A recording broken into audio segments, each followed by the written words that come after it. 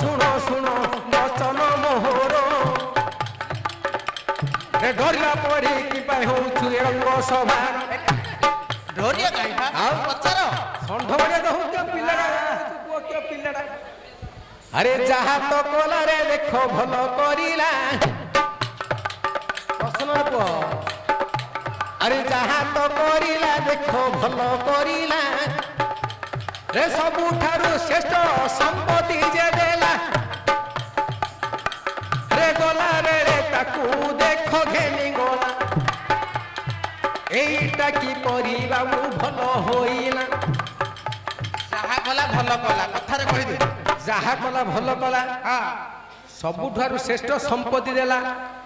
ବାବୁରେ ସବୁଠାରୁ ଶ୍ରେଷ୍ଠ ସବୁଠୁ ଶ୍ରେଷ୍ଠ ସମ୍ପତ୍ତି ସମ୍ପତ୍ତି ବାବୁ ଗଲାରୁ ସେଇଟା ହେଲେ ନେଇଗଲା ସେଇଟା ହେଲେ ଭଲ ହେଲା